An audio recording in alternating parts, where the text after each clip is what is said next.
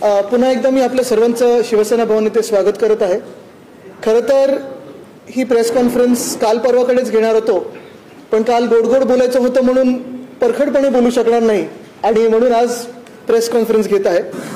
आपल्याला आठवत असेल, परवाकडे जेव्हा मी प्रेस कॉन्फरन्स घेऊन BMCच्या रस्त्यांच्या कामांमध्ये कसा घोटाळा होतोय, म्हणजे स्कॅम, सेटिंग आणि स्केल ह्याच्यात कुठे गफलत होते हे आपल्यासमोर आणून दाखवल्यानंतर खरं तर BMCनी त्वरित ते कॉन्ट्रॅक्ट सगळे किंवा टेंडर सगळे रद्द करायला पाहिजे होते आणि जी सत्य परिस्थिती आहे त्याला मान्य करून पुन्हा एकदा वेगळे कॉन्ट्रॅक्ट आणि नियमाप्रमाणे कॉन्ट्रॅक्ट बनवणं गरजेचं होतं किंवा जे काही टेंडर्स वगैरे असतात ते. पण तसं न करता लगेच 3-4 PROs बसून एक प्रेस नोट काढली त्यांनी आणि ती प्रेस नोट आपण पण वाचली असेल, मी पण वाचली. ती प्रेस नोट खरं कोणालाही पटणारी नव्हती आणि म्हणून त्याच अनुषंगाने आज मी जे म्युनिसिपल कमिशनर आहेत, जे प्रशासक आहेत, त्यांना आज पत्र लिहित आहे. थोड्याच वेळात ते पत्र त्यांच्याकडे पोहोचेल.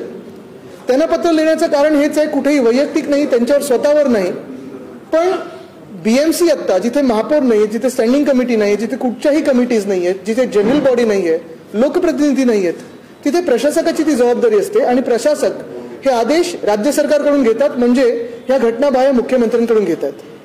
आता ह्याच्यात जे माझे मूळ 10 प्रश्न आहेत, जे आज मी त्यांच्यासमोर ठेवत आहे, कारण त्यांच्याकडून जी प्रेस नोट आली आपण पण बघितलं असेल, कुठेही स्केल बद्दल उत्तर नाही, कुठेही स्कॅम बद्दल उत्तर नाही, कुठेही सेटिंग बद्दल उत्तर नाही, म्हणजे कार्टलायझेशन होतंय का ह्याच्यावर उत्तर आलेलं नाहीये. 400 किलोमीटरचे रस्ते, 397 किलोमीटरचे रस्ते हे होणार कसे, कुठेही उत्तर आलेलं नाहीये. उत्तर कशात आलंय की आम्ही CCTV लावू, आम्ही अमुक करू, आम्ही तमुक करू, ह्यांची कमिटी नेमू, त्यांची कमिटी नेमू. हे सगळं कधी होतं, जेव्हा रस्त्याची कामं सुरू होतात तेव्हा. पण तुम्ही जेव्हा मुंबईकरांचा पैसा वापरून हे रस्ते एका वेगळ्या पद्धतीने तुम्ही बांधण्याचा प्रयत्न करतात, त्याच्यात माझे 10 पुढचे मुद्दे आलेले आहेत आणि त्याची उत्तरं देखील आज त्यांनी मला द्यावीत.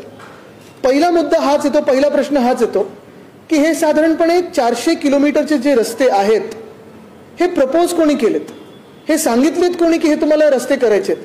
कारण एरवीची पद्धत अशी आहे की नगरसेवक असतील, स्थानिक लोकप्रतिनिधी असतील, आमदार, खासदार, नगरसेवक वगैरे, मूळ हक्क नगरसेवकांचा असतो. ते तिकडच्या वॉर्ड ऑफिसमध्ये असेल, त्यांच्या तिकडच्या स्थानिक कमिट्यांमध्ये असेल, तिथून प्रभाग समितीमध्ये येतं आणि ते सगळे रस्ते जे असतात ते ह्या रोड्स डिपार्टमेंटला येतं, रोड्स अँड ब्रिजेस डिपार्टमेंटला येतं. तर हे जे रस्ते आहेत आता 400 किलोमीटरचे, हे एकंदर कोणी सजेस्ट केलेले आहेत, कोणी सांगितले, सूचना दिलेत की हा रस्ता घ्या, हा रस्ता घ्या. काही अक्षरशः छोट्या गल्ल्या आहेत, एकदम बारीक गल्ल्या आहेत, जिथे आतापर्यंत वर्षानुवर्ष व्हाईट टॉपिंग पण नाही तर ऍस्फॉल्टचा वापर आपण करायचो. आणि जसं त्या दिवशी मी सांगितलं की पेडर रोड असेल किंवा मरीन ड्राईव्ह असेल, हे दोन्ही महत्वाचे रस्ते देखील अजूनही आपले ऍस्फॉल्ट मॅस्टिकचे आहेत, 10 वर्षापूर्वी केलेले आणि नीट आहेत. जसं इतर शहरांमध्ये होतं की कुठचाही रस्ता व्हाईट टॉपिंग केला जातो किंवा कॉन्क्रीट केला जातो, तसं मुंबईत होऊ शकत नाही. कारण मुंबईत आपल्या जमिनीखालती, म्हणजे आपल्या रस्त्यांच्या खालती 42 युटिलिटीज आहेत, वॉटर मेन्स आहेत, स्टॉर्म वॉटर ड्रेन्स आहेत, गटारा आहेत. हे सगळं सांभाळून हे रस्ते तुम्ही बनवणार कसे, डक्टिंग होणार कसं, तर हे रस्ते पहिले सुचवले कोणी, हा माझा पहिला प्रश्न आहे. दुसरा प्रश्न आहे की एखाद्या लोकशाहीमध्ये असे रस्ते, म्हणजे एवढं मोठं काम, 400 किलोमीटरचे रस्ते मुंबईसारख्या शहरामध्ये, 6000 कोटीचं काम, हे का प्रशासकांनी मंजुरी देणं, म्हणजे स्वतःच प्रपोज करणं आणि स्वतःच अप्रूव्ह करणं, हे कितपत योग्य आहे? म्हणजे तुम्ही विचार करा, कोणी या हाताने सही करतोय प्रपोज करायला आणि ह्या हाताने एक्सेप्ट करतोय सही करायला. म्हणजे मूळ पद्धतीच चुकलेली आहे की आता कोविड नाहीये, म्हणजे कोविड जरी आकडे काही कंट्रोलमध्ये असले तरी इमर्जन्सी नाहीये, कुठेही लॉकडाऊन नाहीये, जसं मागच्या 2 वर्षात होती. आता निवडणुका होणं गरजेचं आहे, कधीही येऊ शकतात. आणि मग अशा परिस्थितीमध्ये एवढी मोठी संख्या रस्त्यांची आणि एवढा मोठा फंड हा अप्रूव्ह करणं, हा मान्य करणं लोकशाहीमध्ये किती उचित राहील, जिथे आता लोकप्रतिनिधी नाहीयेत. नाहीतर प्रत्येक वेळी आपल्याला माहिती आहे की स्टँडिंग कमिटी असेल, जनरल बॉडी असेल, प्रत्येक पक्षाचा व्यक्ती तिथे असतो, रिप्रेझेंटेशन सगळ्यांचं असतं, पारदर्शकपणे ही सगळी कामं होत असतात.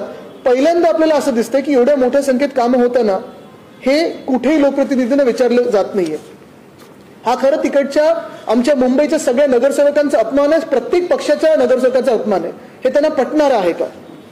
तिसरी गोष्ट म्हणजे 6500 कोटी, 6080 कोटी साधारणपणे हे जे आता फंड डायव्हर्ट केलं जातं, 1700 कोटीचं जे ब्युटिफिकेशनसाठी आहे, त्या घोटाळ्यात देखील आम्ही जाणार आहोत, कारण ते सगळे कागदपत्र आमच्या हाती आलेले आहेत. पण हे 6000 कोटी बजेटमध्ये कसे दाखवणार, कुठच्या फंडातून तुम्ही डायव्हर्ट केलेले 6,000 कोटी आहेत. कारण साधारणपणे जर आपण बघितलं, जे बजेटचं पुस्तक असतं, प्रत्येक गोष्टीसाठी वेगळं बजेट मान्य केलं जातं. मग काही काही वेळा आपण बघतो गटारांसाठी असेल, रस्त्यांसाठी असेल, वस्त्यांसाठी असेल, सोशल वर्कसाठी असेल, डिस्पेन्सरीसाठी असेल. जसं आता आपण बघत असाल, हिंदुराज सम्राट बाळासाहेब ठाकरे आपला दवाखाना हा आमच्या काळी, शिवसेनेच्या काळी मान्य झालेला प्रकल्प होता. उद्धव साहेबांचं स्वप्न होतं. फोटो घटनाबाह्य मुख्यमंत्री उपमुख्यमंत्री लावतात. ठीक आहे, त्याच्यावर मला काही जायचं नाहीये. पण तरी ते जरी असलं तरी तुम्ही कुठच्या स्कीम मधून एवढा मोठा पैसा डायव्हर्ट करणार आणि इथे दाखवणार, तुम्ही बजेटमध्ये कसं दाखवणार आहात. चौथी गोष्ट सगळ्यात महत्वाची हीच राहते की हे सगळे जे 400 किलोमीटरचे जे रस्ते आहेत, 6,000 कोटीचं काम आहे, त्याला तुम्ही टाइमलाईन काही दिली आहे का? कारण त्यांच्या प्रेस नोटमध्ये कुठेही टाइमलाईन दिसत नाहीये. आपल्याला आठवत असेल आत्ताच्या अधिवेशनात जेव्हा काही मला वाटतं भाजपच्याच आमदारांनी प्रश्न विचारले की जी मार्च 2022 मधली कामं आहेत ती अर्धवट राहिलेली आहेत, कधी पूर्ण होणार, तेव्हा मुख्यमंत्र्यांचं रिटर्न उत्तर आहे, लेखी उत्तर आहे की त्याला कालावधी साधारण पावसाळा सोडला तर 18 ते 24 महिन्यांचा असतो. म्हणजे 3 वर्ष सरासरी या कामांना पूर्ण करायला लागणार आहेत. जर मार्च 2022ची 2,500 कोटीची जी कामं असतील, त्याच्यात ऍस्फॉल्ट मॅस्टिक पण आहे, व्हाईट टॉपिंग पण आहे, कॉन्क्रिटीकरण आहे, सगळं जर मिळवलं ह्याला 3 वर्ष सरासरी लागणार असतील, तर ह्या 400 किलोमीटरच्या कामांना किती वर्ष लागणार? आणि म्हणून त्या दिवशी जो मी प्रश्न विचारला की तुम्ही 3 ते 4 वर्षाचे टेंडर हे एकाच वेळी काढत तर नाही येत ना, साधारण 5 ते 6 वर्षाचं काम हे एकाच वेळी सुरू करत नाहीत ना, ह्याच्यातून गोंधळ किती होणार आहे, म्हणजे एक फायनान्शियल क्रायसिस होणार ती वेगळी. पण दुसऱ्या बाजूला जो काही केओस होणार आहे ट्रॅफिकचा, आता मेट्रोची कामं आहेत, ब्रिजेसची कामं सुरू आहेत, कॉन्क्रिटीकरण करताना तुम्हाला साधारण 50 ते 100 मीटरचं स्ट्रेच एवढीच परवानगी ट्रॅफिक पोलीस देत असतात. आणि ते होत असताना कॉन्क्रीट क्युअर व्हायला 15 दिवस लागतात, 14 ते 15 दिवस लागतात. म्हणजे प्रत्येक स्टेजसाठी तुम्हाला 15-15 दिवस तुम्ही मोजा आता किती दिवस लागणार आहेत. ह्याच्यासाठी ट्रॅफिक पोलीसच्या NOCs तुम्ही घेतले आहेत का? 42 युटिलिटीज बोलल्या आहेत का? त्यांना काही पत्र पाठवलंय का? कुठेही मला काही केलेलं दिसत नाहीये. साधारणपणे 5वी महत्वाची गोष्ट जेव्हा आपण स्कॅम बद्दल बोलतो, हे झालं स्केल बद्दल मी बोलत होतो, जे मी सतत सांगतोय की 400 किलोमीटरचे रस्ते हे स्केल प्रमाणे कुठेही मला प्रॅक्टिकल वाटत नाहीत. पण जर स्कॅम प्रमाणे जर बोलायला गेलं तर त्या दिवशी पण मी सांगितलं होतं की जी कामं रस्त्याची साधारणपणे एस्टिमेट प्राइसच्या 20% खालती व्हायची, त्याला 20% एस्टिमेट प्राइसच वरती नेलेली आहे, 17 ते 20%. म्हणजे SOR जे रिवाईज केले आहेत ते SOR रिवाईज केल्यानंतर 20% वरती नेल्यानंतर साधारणपणे जर एवढं झालं असेल, त्याच्याही अबव हे 8% सरासरी कॉन्ट्रॅक्टर्सनी मागणी केली, म्हणजे 48% अबव. आणि जर GST 18% वेगळा पकडला तर 66% अबव हे कामं झालेली आहेत. ह्याच्यातून पैशाची गफलत किती होणार आहे, ह्याच्यात किकबॅकसाठी आहे, प्रॉफिटसाठी आहे, कशासाठी आहे नेमकं मला माहिती नाही, तुम्ही विचार करा. पण 66%हून जास्ती, म्हणजे एक रस्ता 1 किलोमीटरचा जो या मुंबईमध्ये आतापर्यंत 1 किलोमीटर 10 कोटीला व्हायचा, तो आता 17 कोटीला होणार आहे. 1 किलोमीटर आता 17 कोटीला होणार, तुम्ही विचार करा. पण हे सगळं होत असताना जर ह्या कॉन्ट्रॅक्टर्ससाठी SOR 20% वरती केलं असेल, मग BMCने अजून हे 8% सरासरी जे अबववर आलेले आहेत त्यांच्याबरोबर निगोसिएशन का नाही केलं? साधारणपणे कामं द्यायच्या आधी निगोसिएशन करायला लागतात कुठच्याही एजन्सीला, आणि किती अजून खालती आणू शकतो, एस्टिमेट प्राइसच्या जवळ आणू शकतो, हे विचार करणं गरजेचं असतं. हे BMCने अजून केलेलं दिसत नाही मला तरी. आणि मग हे सगळं होत असताना मूळ प्रश्न हाच राहतो, जो पुढचा प्रश्न आपला येतो की ह्यांनी त्या प्रेस नोटमध्ये सांगितलेलं आहे की SOR जी आहे ती एवढ्यासाठीच बदलली गेली, रिवाईज केली गेली की ऑगस्ट 2022 मध्ये जेव्हा ह्यांनी 5,000 कोटीची कामं काढलेली तेव्हा बिडर्सकडून रिस्पॉन्स आला नाही, म्हणून ह्यांनी SOR बदलला. आता SOR तुम्ही कोणासाठी बदललेला आहे? मार्केट रेट्स SOR डिफाईन करतं की कॉन्ट्रॅक्टर्स तुम्हाला सांगायला लागणार उद्यापासून की SOR काय ठेवायचं? म्हणजे जर प्रत्येक काम आता काढायचं झालं तर हे कॉन्ट्रॅक्टर्स तुम्हाला सांगणार का की SOR आता अजून वाढून द्या, SOR वाढून द्या? हे काही मला अजून योग्य पद्धत वाटत नाही. तर एवढे वर्ष मी BMC बघत आहे जवळून, आपण पण बघत असाल, BMCला खूप मोठा इतिहास आहे आणि जी कामं आतापर्यंत रितसरपणे बिलो व्हायची, GST मध्ये व्हायची, माझा बिलो किंवा अबवला कुठचाही आक्षेप नाहीये. जी काही कामं आहेत ती चांगल्या दर्जाचीच झाली पाहिजेत, पण अबव किती त्या SORच्या वरती जायचं आणि GST 18% वेगळा द्यायचा, त्याच्यात निगोसिएशन कुठे करायचं नाही, हा मूळ मुद्दा राहतोच ना. कोणी SOR डिफाईन कोण करतं? 7वा प्रश्न महत्वाचा राहतो की जर एवढं कॉन्क्रिटीकरण आपल्या शहरामध्ये झालं, जे प्रत्येक पावसात आपल्याला बोलायला लागतं, पर्यावरण मंत्री म्हणून मी देखील आपल्याला सांगितलं होतं की मुंबईत साधारणपणे 80% रन ऑफ आता होतो.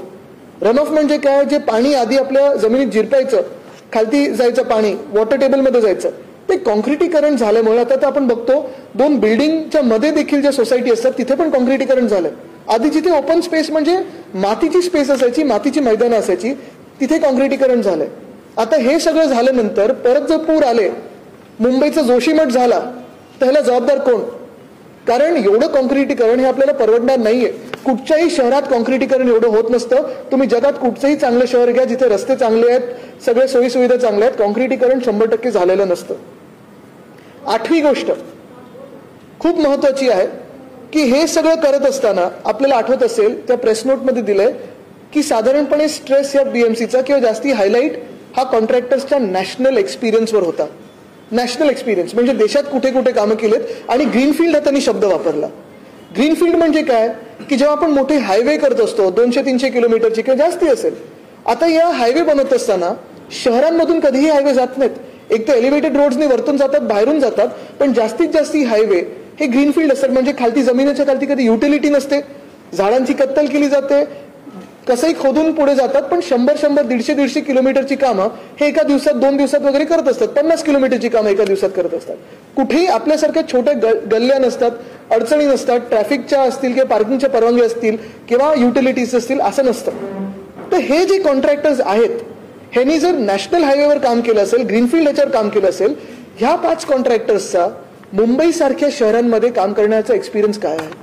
मुळात आतापर्यंत किती शहरांमध्ये मुंबई सारख्यांनी काम केलंय जिथे रस्त्याच्या खालती युटिलिटीज असतील, जिथे डक्ट्स असतील, जिथे मीडियन्स असतील, जिथे रस्ते छोटे असतील, मोठे असतील, गल्ल्या असतील, अशी कामं करणारे हे कॉन्ट्रॅक्टर्स किती आहेत आणि यांचा एक्सपिरियन्स नक्की काय? काय दराला इतर शहरांमध्ये कामं केली त्यांनी? कारण हे देखील आम्ही काढणार होतं खोदून. अजूनपर्यंत मी कॉन्ट्रॅक्टर्सची नावं घेतलेली नाहीयेत कारण मला ती घ्यायची नाहीत. मी कधी कॉन्ट्रॅक्टर्सच्या खेळात पडत, हे त्यांच्यासाठी नाहीये, हे माझ्या मुंबईकरांचा पैसा. म्हणजे जे मी त्या दिवशी बोललो की ह्या गद्दारांनी स्वतःला विकलं ते पुरे झालं, माझ्या मुंबईला विकू नका, हेच आज मी परत सांगतोय की मला कोणाला कॉन्ट्रॅक्ट मिळत त्याच्यात जायचं नाहीये. पण आज बीएमसीने हे देखील सांगायला पाहिजे, त्यांनीच सांगायला पाहिजे की हे कॉन्ट्रॅक्टर्स कोण आहेत, काय एक्सपिरियन्स आहे, मुंबई सारख्या शहरांमध्ये त्यांनी कामं केली आहेत का, किती युटिलिटीजवर त्यांनी कामं केली असतील. हा एक्सपिरियन्स लोकांसमोर आला पाहिजे. कारण एवढी मोठी कामं जर मुंबईत घेत असू तर हे सगळं लोकांसमोर आलं पाहिजे. 9वी गोष्ट ह्याच्यात अशी आलेली आहे, त्यांनी प्रेस नोटमध्ये सांगितलेलं आहे की कामं होत असताना, खरं हा मी प्रश्न पकडतच नाही कारण कामं होत असताना नंतरचा प्रश्न आहे, मूळ ही कामं होणार कशी ह्याच्यावर पहिलं माझं स्ट्रेस आहे. पण दुसरं म्हणजे व्हीजेटीआय आणि IIT सारख्या संस्थांकडून आम्ही सतत क्वालिटी टेस्ट करत राहू. आता मी हे असेंब्लीमध्ये देखील बोललेलो होतो की एका गोखले ब्रिजसाठी ह्या दोन्ही संस्थांचे जे रिपोर्ट्स आहेत ते बीएमसीने डिसरिगार्ड केलेले आहेत. म्हणजे एका ब्रिजसाठी ज्या संस्थेनं ह्यांनी पकडलं नाही, क्वालिटी यांची घेतली नाही, यांचा रिपोर्ट घेतला नाही, हे 400 किलोमीटरच्या रस्त्यांसाठी ह्यांना काय रिगार्ड देणार आहेत, काय भाव देणार आहेत? आणि हा प्रश्न आपण सगळ्यांनी मुंबईकर म्हणून विचार करणं गरजेचं आहे की जो आता अंदाधुंद कारभार चाललेला आहे गेल्या 6 महिन्यात, प्रशासकावर जो दबाव असेल किंवा जे हुकुमशाहीचं सरकार, हे खोके सरकार बघून बसलेलं आहे बीएमसी मध्ये, मुंबईकरांचा जो पैसा आहे तो लुटला जातोय, त्याच्यात असा सगळा घोळ हा लोकांसमोर आल्यानंतर कदाचित ही कामं रेटून नेण्याचा प्रयत्न करतील. पण तरी देखील मी आज इथे उपस्थित करते हा प्रश्न की 400 किलोमीटरचे रस्ते किती वेळ लागेल, कसं होणार, किती वर्षाची ही कामं आहेत, 6,500 कोटी कुठून आणणार, कसे दाखवणार हे पैसे आणि कोणाला दिले जाणार, हे कॉन्ट्रॅक्टर्स नक्की कोण आहेत हे लोकांसमोर आले पाहिजेत. आणि शेवटची आणि महत्वाची 10वी गोष्ट म्हणजे हे जे कार्टलायझेशन, त्या दिवशी देखील मी आपल्याला दाखवलं, हे कार्टलायझेशन जे आहे, आता ह्याच्यात अजूनही मी कॉन्ट्रॅक्टर ABCD वगैरे दिलेलं आहे, अजूनही कॉन्ट्रॅक्टरची नावं दिली नाही आहेत, ही तुमच्याकडे देखील आली असेल, त्या दिवशी मी प्रेस नोट म्हणून पाठवलेलं. सरासरी जो जिंकलेला आहे तो 4.5% ते 8.5% मध्ये जिंकलेला आहे आणि दुसरीकडे हरलेत ते 9.5% ते 13.5% मध्ये हरलेले. आता हे टक्के जरी कशी असले तरी बरोबर 5च्या 5 बिड्समध्ये प्रत्येकाला एक पॅकेट मिळालेलं आहे. दुसऱ्या चौघांनी किंवा तिघांनी हायर बीड केलेलं आहे, एकाने कमी बीड केलेलं आहे आणि प्रत्येकाने हे 40%च्या अबव साधारणपणे 6.5 ते 9.5% बीड केलेलं आहे. म्हणजे हे जे कार्टलायझेशन जे दिसत आहे ह्याला बीएमसी कडे उत्तर आहे का? आपल्या देशात 5च एवढे मोठे कॉन्ट्रॅक्टर्स आहेत का? बरोबर 5 मधून जी बीड सक्सेसफुल व्हायला, यशस्वी व्हायला 3 बिडच लागतात, बरोबर 3 बिडच सगळीकडे आलेले आहेत. हे जणू काही सगळं ठरवून केलेलं आहे. हे कुठच्या मैत्रीचा फायदा आहे हा? आणि मला वाटतं हाच मूलभूत प्रश्न आहे. मी आज आपल्या माध्यमातून हे जे प्रश्न परत उपस्थित केलेले आहेत, कारण कदाचित बीएमसी कडून आज दुपारपर्यंत अजून एक प्रेस नोट येईल, अशीच एकदम गोडगोड बोला अशी प्रेस नोट येईल पण माझा प्रश्न परत हाच राहतो की मग शिवसेना आम्ही आहोतच, आम्ही इथे जाहीरपणे एक स्टँड घेतलेला आहे, लोकांसमोर ही परखड मतं मांडलेली आहेत, हे जे प्रश्न आहेत ते मांडलेले आहेत. मग ह्याच मतांचे इतर पक्ष आहेत का जे 25 वर्ष आमच्या सोबत युतीमध्ये भाजप होती, त्यांना तेव्हाचे जे नगरसेवक होते, आता जे आमदार झाले असतील, खासदार झाले असतील किंवा आता पण नगरसेवक असतील, आता टर्म संपली असेल, काँग्रेस असेल, राष्ट्रवादी असेल, इतर सगळे पक्ष आहेत, सपा आहे, ह्या सगळ्यांना हे पटणार आहे का? म्हणजे इथे अजूनही आम्ही राजकारण केलेलं नाहीये, अजूनही आम्ही कुठेही ह्याचे सभा घेतलेले नाहीयेत, हे लोकांसमोर बॅनर आणलेले नाहीयेत, हे कॉन्ट्रॅक्टरची नावं आणलेली नाहीयेत, कोण कोणाचे मित्र हे आणलेलं नाहीये, पक्ष म्हणून अजूनही आम्ही आंदोलनं केलेली नाहीयेत, कोर्टात आम्ही गेलेलो नाहीये. आणि म्हणून आज मी पुन्हा एकदा सगळ्यांना अपील करतोय, सर्वच पक्षांना अपील करतोय, ही गद्दारांचा टोळी ही अल्प आयुची टोळी आहे, हे हात मारून जातील, पण लॉंग टर्म जे राजकारण आहे, लॉंग टर्म जे समाजकारण आहे, लॉंग टर्म जी आपल्या शहराची स्थिती असणार आहे ती ह्यांनी बिघडू नये म्हणून मी अपील करत आहे. 25 वर्षापूर्वी जेव्हा शिवसेना सत्तेत आली महानगरपालिकेच्या, तेव्हा महानगरपालिका डेफिसिटमध्ये होती. ती आता आपण बघत असाल फायनान्शियल स्थिती त्याची एवढी मजबूत आहे, आपण प्रत्येक वेळा बघाल प्रत्येक टर्ममध्ये लोकहिताची कामं केलेली आहेत, रस्ते असतील, पाणी असेल, अनेक वेगळे उपक्रम केलेले आहेत, बीएसटीचा दर हा फ्लॅट फेअरवर ठेवलेला अजूनही. हे सगळं होत असताना दुसऱ्या बाजूला आपण बघताय की ज्या प्रकारे आज जे गैरवर्तन चाललंय बीएमसी मध्ये, फायनान्शियल मिसमॅनेजमेंट चालू आहे, फायनान्शियल इनडिसिप्लिन आहे, ह्याचमुळे कदाचित काही दिवसांमध्ये आपली जी एफडी आहे ती तोडायला लागेल. आणि हा मुंबईकरांचा घामाचा पैसा, मेहनतीचा पैसा. मी प्रत्येक पक्षाला आज विचारत आहे की जे आज मुंबईत होत आहे, अजून एकदम टेंडर्सवर मी बोलणार आहे नक्कीच, पण जे आज मुंबईत होत आहे हे तुम्हाला पटणारं आहे का? पक्ष बाजूला ठेवा, राजकारण बाजूला ठेवा, वैयक्तिक ज्यांनी बीएमसी मध्ये काम केले, कुठच्याही पक्षामध्ये तुम्ही असाल, कधीही जसं घडलं नाही तसं आज घडतं, हे तुम्हाला पटणारं आहे का? हा माझा थेट सवाल आणि आपल्या माध्यमातून मी त्यांना एक भूमिका मांडायला विनंती करत आहे.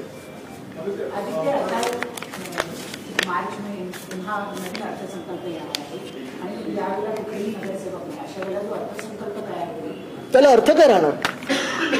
त्या संकल्पाला अर्थ काय राहणार? कारण आपण जो प्रश्न विचारतो तो खूप महत्वाचा आहे. कुठच्याही लोकशाहीमध्ये पैसा कसा वापरला जातो हा लोकप्रतिनिधी ठरवतात. आणि हे लोकप्रतिनिधी जर आपण बघितलं असाल, कुठच्याही स्थानिक स्वराज्य संस्थेमध्ये सगळेच एकत्र बसतात. म्हणजे कसं असतं, केंद्र सरकार असेल, राज्य सरकार असेल, हे कॅबिनेट ठरवतं आणि मग ते पुढे आणतं बजेट. हे जे बजेट असतं ते स्टँडिंग कमिटीमध्ये मंजूर केलं जातं आणि जनरल बॉडीमध्ये जातं. स्टँडिंग कमिटीमध्ये देखील प्रत्येक पक्षाची व्यक्ती असते आणि जनरल बॉडीमध्ये पण प्रत्येक पक्षाची व्यक्ती असते. मग हे जे मार्चमध्ये बजेट येणारं आहे ते निवडणुकीसाठी थांबायला नको का? हा, जी इमर्जन्सी कामं असतील ती नक्की करणं गरजेचं आहे, कारण ते शहर चालू ठेवणं गरजेचं असतं. पण जे नवीन प्रस्ताव असतात, जसं आता ब्युटिफिकेशनचं, अनेक ठिकाणी ते डॉक्युमेंटेशन आता आम्ही पूर्ण करत आलेलो आहोत. जुनी कामं तोडून परत नवीन कामं दाखवायची आणि तेच पैसे तिकडे वापरायचे. ही कामं कुठून काढली होती? 1700 कोटी कुठून वळवले होते? हे नगरसेवकांच्या हक्काचे पैसे होते.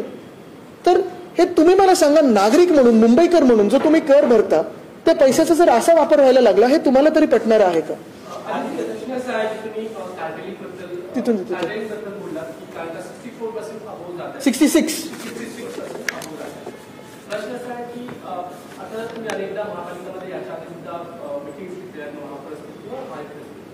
असे काही कॉन्ट्रॅक्टर्स तुमच्या संपर्कात आहेत का ज्यांना तुम्ही सजेस्ट करू शकाल की यांना पुढे घेतलं पाहिजे, म्हणजे चांगले रस्ते बनवतात आणि यांचा अनुभव महापालिकेसोबत चांगला राहिलेला आहे आणि असं एक सुद्धा कॉन्ट्रॅक्टर माझ्या कोणी टचमध्ये नाही. कारण मुळात मी कॉन्ट्रॅक्टर्सना मीटिंगमध्ये बोलवायचंच नाही. आपण सगळे मीटिंगमध्ये असायचं, सगळे अधिकारी असायचे, लोकप्रतिनिधी असायचे आणि माझं काम एवढंच होतं की इथून इथे रस्ता झाला पाहिजे.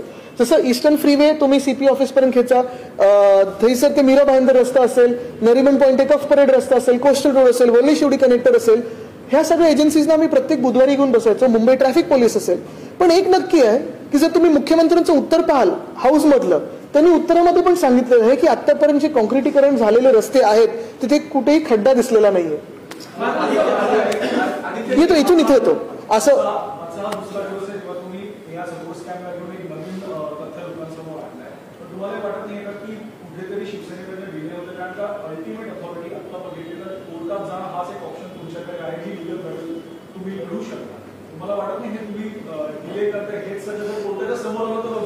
नाही, एक संधी आम्ही देत होतो, कारण कुठेतरी लाज वाटून की एवढं सगळं जग जाहीर झाल्यानंतर लाज वाटून ह्यांनी तरी मागे येणं गरजेचं होतं, टेंडर स्क्रॅप करणं गरजेचं होतं. शेवटची लाईन अजूनही अशी आहे की बीड इज अंडर स्क्रुटिनी. म्हणजे त्यांना पण माहिती कुठेतरी गफलत होते, कुठेतरी घोळ होत आहे. आणि हे जर सत्य असेल तर त्यांनी या 3 गोष्टींवर उत्तर द्यावं. स्केल तुम्ही मॅनेज कशी करणार? मी आज जे प्रश्न विचारलेले, हा स्कॅम आहे का? म्हणजे तुम्ही 20% जे बिलो काम करायचे त्यांना एसओर वाढवून 40% हाईक दिली. ठीक आहे, 40% हाईक एसओर प्रमाणे तरी मी समजू शकतो. त्याच्यावर तुम्ही 8% बिडिंग करायला देता लोएस्ट बिडरला. हे कसं शक्य आहे? आणि तिसरी गोष्ट जे म्हणजे कार्टलायझेशन झालेलं आहे, स्कॅम आणि कार्टलायझेशन मध्ये मी थोडं अंतर असं करेन की कार्टलायझेशन मध्ये बरोबर 5 कंपन्यांना 5 कॉन्ट्रॅक्ट मिळालेत. कुठेही एका कंपनीला 2 नाही मिळाले, 3 नाही मिळालेत. कुठे एका कंपनीला असं नाही झालं की 1 सुद्धा मिळालं नाहीये. म्हणजे जर आज तुम्ही एके ठिकाणी 3% अबव्ह करताय तर दुसऱ्या ठिकाणी तुम्ही डायरेक्ट 8% अबव्ह करताय बीडमध्ये. तिथे 4% अबव्हला काम नाही करू शकत. आणि म्हणून जसं मी सांगितलं ना की एवढं सगळं जग जाहीर हा घोळ लोकांसमोर आल्यानंतर हे एवढी घाई कशासाठी आहे? 400 किलोमीटरचे रस्ते तुमचे 2 महिन्यात बनणार आहेत का? एक तर पहिली गोष्ट अशी आहे की अजूनही वर्क ऑर्डर दिलेल्या नाहीयेत आणि म्हणून मी कॉन्ट्रॅक्टरची नावं घेत नाही. ती त्यांनी बीएमसीने सांगावी कोण कॉन्ट्रॅक्टर्स आहेत. पण वर्क ऑर्डर दिल्यानंतर परवानग्या हातात येण्यापर्यंत फेब्रुवारी उजाडेल. फेब्रुवारी ते 31 मे तुम्ही कामं करू शकणार आहेत का? हे सगळे जे टेंडर्स असतात ते सप्टेंबरमध्ये फायनल होतात, ते ऑक्टोबरमध्ये 1 ऑक्टोबरला कामं सुरू होतात त्याची. हे काम असं कसं चालणार? नाही, मी असं करून परत येतो इथे. मला वाटतं त्याच्यावर मी थोडं त्यांची ट्रिप होऊन जाऊ द्या, मन मोकळेपणे त्यांना फिरू द्या तिथे, मग आपण बोलू. 400 किलोमीटर की जो सड़कों का निर्माण है कॉन्क्रीटाइजेशन, कुछ सड़कें अभी अच्छी कंडीशन में है. क्या आपको लग रहा है कि अगर सभी सड़कों का कॉन्क्रीटाइजेशन किया गया तो मुंबई का भी जोशीमठ हो सकता है? एक दूसरा, जिन 5 ठेकेदारों का आप जिक्र कर रहे हैं, क्या इनके डायरेक्ट कनेक्शन ईडी सरकार के मंत्रियों में जो वरिष्ठ नेता है उनके साथ उनकी कोई जानकारी आपके सामने है? सबसे अहम बात यही है कि किसी भी शहर में, जो दुनिया भर में आप अगर देखें तो कोई भी अच्छे शहर में सारे रास्ते कभी कंक्रीट होते नहीं है, अलग अलग मटेरियल्स में बनाए जाते हैं. कई कई देशों में ऐसा भी है कि अभी हाईवेज भी कंक्रीट नहीं बना रहे क्योंकि टायर बस से काफी सारे एक्सीडेंट्स होते हैं जहां हीट बढ़ती है. लेकिन अगर आप मुंबई में देखें तो मिक्सचर है, क्योंकि मुंबई में काफी सारी एजेंसियां काम करती है. बीएमसी है, एमएमआरडी है, एमएसआरडीसी है, एसआरए है, पीडब्ल्यूडी है, रेलवेज अथॉरिटी है, रेलवेज की 3 सब बॉडीज है, बीपीटी है, फिर काफी सारे अन्य एजेंसीज है. इसमें अगर आप देखें तो बीएमसी का भी जो निर्णय हुआ है कि 400 किलोमीटर के जो रास्ते हैं उसे कॉन्क्रीटीकरण करना है उन्हें. आक्षेप इसी बात पे है, हमारा पॉइंट इसी बात पे है कि सारे रास्ते कंक्रीट हो सकते हैं क्या? जरूरी है क्या? इतनी स्केल आप मैनेज कर पाओगे क्या? दूसरी चीज यही है कि अगर एसओआर के हिसाब से अगर आपने उनको 40% हाइक दी है, 20% और जो बिलो 20 करते थे उनको तो 40 मिली है, तो इसमें भी लोएस्ट बिडर इज अबव 8%. तो ये कौन सी बात रही? और तीसरी बात यही है कि अगर आप देखें तो 5 पैकेट में बराबर 5 बड़े कॉन्ट्रैक्टर्स को मिले. कॉन्ट्रैक्टर्स कौन है ये बीएमसी बताया, मैं नहीं बताऊंगा क्योंकि उनमें मुझे जाना नहीं है. लेकिन ये कॉन्ट्रैक्टर्स को ग्रीनफील्ड और नेशनल हाईवे का एक्सपीरियंस होगा, शायद होगा, बेहतर कॉन्ट्रैक्टर्स होंगे. लेकिन मुंबई जैसे शहरों में कितना काम किया है उन्होंने, जहां 42 यूटिलिटीज हमारे रास्तों के नीचे है, सड़कों के नीचे है, 16 एजेंसीज काम करती है, ट्रैफिक पुलिस की एनओसीज लगती है. तो ऐसे शहरों में कितना काम है उनका, क्या एक्सपीरियंस है? और अगर ये काम फरवरी में शुरू हो तो इस कामों का अंत कब होगा? प्रशासनाबद्दल काय म्हणणं आहे? कारण प्रशासक तेच आहेत जे तुमच्या सरकारमध्ये पण ते आणि आता या सरकारमध्ये पण आहे. मग या प्रशासकांवर काही कारवाई करायला नाही, मी 360 टर्न घेता येईल. आपण ऐकलं असेल, प्रेस कॉन्फरन्सच्या आधीच मी सांगितलं होतं की हे जरी पत्र प्रशासकानं असलं तरी कुठच्याही अधिकाऱ्यावर माझं बोट नाहीये इंडिव्हिज्युअली, कारण हे मला वैयक्तिक करायचं नाही. आज महापालिकेचा जो भोंगळ कारभार सुरू आहे, तिथे जी लूट सुरू आहे या खोके सरकारमधून, प्रशासकावर दबाव कोणाचा आहे मला माहिती नाही. जे दसरा मेळाव्याच्या वेळी असेल, ऋतुजाताईंच्या वेळी असेल, कोर्टाने ज्यांना दाखवायचा होता रस्ता तो दाखवलेला आहे, त्यांच्यावर जे काही ताशेरे ओढायचे होते ते दाखवलेले आहे. पण महत्वाची गोष्ट हीच राहते की आज तरी प्रशासक असतील आणि सगळा जो कारभार असेल, थोडं तरी लाच दाखवून हे टेंडर रद्द करावे आणि लोकांसमोर जे सत्य आहे ते आणावं. जे मी 10 प्रश्न दिले त्याचं उत्तर द्यावी. आज ईडीनं समन्स दिले आणि त्यांची चौकशी सुरू आहे. तुम्हाला वाटतं की अशा पद्धतीनं कुठेतरी मुंबई, मी तरी अशी धमकी काही त्यांना दिली नाहीये. ते टेंडर जर रद्द नाही झाले तुमच्या मागणीप्रमाणे तर तुम्ही न्यायालयात आव्हान देणार? आता पहिली गोष्ट ही आहे की हा नंतरचा प्रश्न. जसं मी सांगितलं की आता एवढं सगळं ठळकपणे मी तुमच्या समोर आणल्यानंतर तरी हे रेटून देणार आहेत का?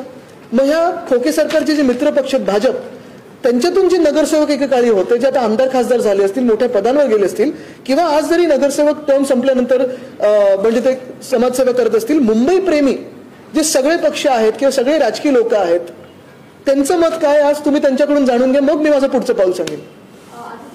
एका बाजूला आता पंतप्रधान नरेंद्र मोदी मुंबईच्या दौऱ्यावर आहेत आणि विकास कामांचं उद्घाटन होते. सरकारकडून सातत्याने सांगितलं जात आहे की आम्ही मुंबईसाठी नवीन प्रकल्प, नवीन प्रोजेक्ट आणि विकास कामं करत आहोत.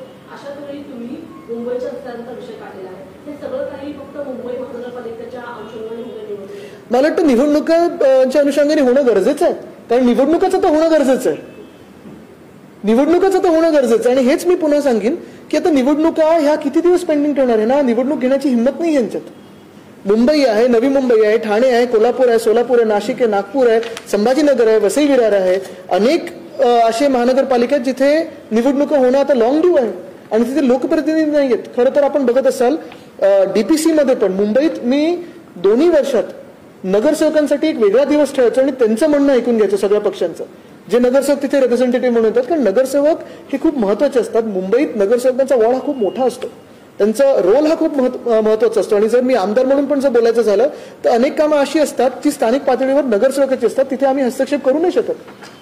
चुनाव हो नहीं रहे और लगातार वक्त ऑर्डर या टेंडर्स निकल रहे हैं, अगर ये नहीं रुका तो क्या आप कोर्ट का दरवाजा खटखटाएंगे? क्योंकि मैं आपसे यही विनती करूंगा कि अगर आप आज, मैं कुछ बताने से ज्यादा जो भी मुंबई प्रेमी लोग हैं सारे पक्षों में, फिर भाजपा हो, जो गद्दारों के मित्र पक्ष बने हुए या कोई भी हो, उनको पूछे कि ये जो चल रहा है वो उन्हें पसंद है क्या. आदित्यजी, या सर्व विकास कामांच्या रसिकेजमध्ये आपले दिन फुटप्रिंटवर आपण पाठी जातोय का मग कार्बोनेशन वाढतं, त्यामुळे आजचा AQI सुद्धा 200च्या वर झाला. आता त्या दिवशी पण मी बोलत होतो की रोज AQI वाढत चाललेलं आहे. ह्याच्यावर पर्यावरण मंत्री नसल्यामुळेच एकतर उत्तर अपेक्षित नाहीये, उत्तर येतच नाहीये. दुसरं जर आपण बघितलं असेल इलेक्ट्रिक बसचं काय झालं असेल, एवढी सगळी कामं सुरू आहेत. परत मी ह्याच्यातून जो रन ऑफचा मुद्दा घेतलेला आहे, पाणी झिरपणार कुठे जर सगळीकडे 100% तुम्ही कॉन्क्रीट केलं तर.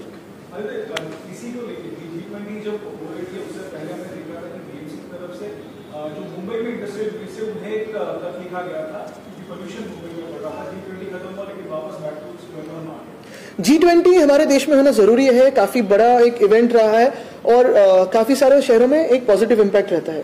लेकिन अगर आप मुंबई की बात करें, पुणे की बात करें, तो दोनों शहरों में मुझे यही दिखाई दिया कि जो लोगों को तकलीफ होती थी वो G20 के समय में थोड़ी कम हुई थी, क्योंकि कंस्ट्रक्शन वर्क हो, जो अगर आप देखें तो सारी जगह AQI जो खराब है. पुणे में तो मैंने ये भी पढ़ा था कि जो मेट्रो का काम चल रहा है उससे जो ट्रैफिक की समस्या बढ़ रही है वो मेट्रो का काम रुकाया गया था.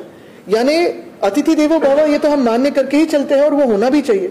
लेकिन जो हमारे यहाँ की जनता है, जो स्थानिक जनता है, उनके लिए भी अगर ये ट्रैफिक की थोड़ी सुविधाएं बढ़ाई जाए, ये जो AQI करके जो चीज होती है उसे टेक्निकली स्टडी करके जो सोर्स होता है, मैं ये नहीं कह रहा हूँ कि कंस्ट्रक्शन ही सोर्स है, कभी कभी व्हीक्यूलर पोल्यूशन हो सकता है, कभी कभी कंस्ट्रक्शन हो सकता है, लेकिन हर एक का एक प्रमाण होता है. अगर उस प्रमाण से जाए, जो हमने मुंबई क्लाइमेट एक्शन प्लान बनाया था उसके हिसाब से जाए, तो मुंबईकरों के लिए सुविधा और लाइफस्टाइल काफी अच्छी हो सकती है. आज वेगळा प्रश्न नाही, आज रस्ता.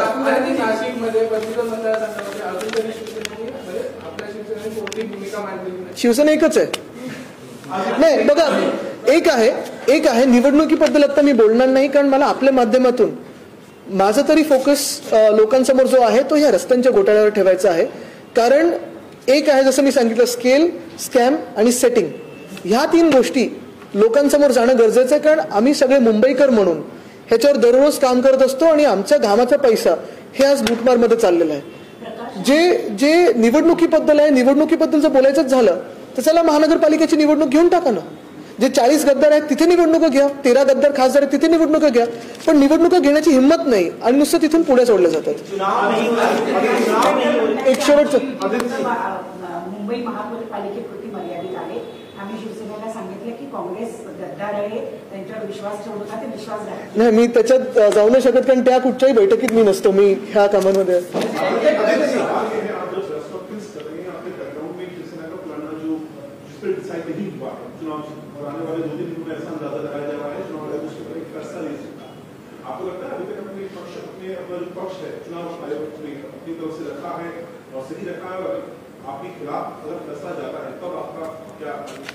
ये अगर मगर की बातों पे तब बात करेंगे, लेकिन यही बात है कि चिन्ह हो, नाम हो, वो तो हमारा चेहरा भी चुराना चाहते हैं. तो हमारे सिवा उनकी तो दुकान बनती ही नहीं है. हर दिन उठ के हम पे ही बात करें हम विषयों के बारे में बात करें। तो यही फर्क है, ये लोगों के सामने है। शेवटचा प्रश्न ये है, चुनाव का जिक्र आपने किया, महाराष्ट्र में पिछले कुछ महीनों से देख रहे लगातार हिंदू जन आक्रोश मोर्चा निकाला जा रहा है। आपको लग रहा है कि कहीं ना कहीं पोलराइजेशन करने की कोशिश है या फिर भगवा की सियासत के नाम पर जो है एक माहौल बनाने की कोशिश है बीजेपी द्वारा? ये सारी चीजों पे बात विस्तार में करेंगे, लेकिन आज के लिए इतना ही काफी।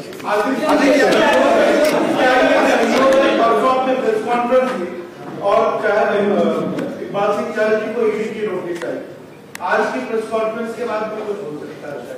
अगर मेरे हाथ में इतनी पावर हो तो मैं उसका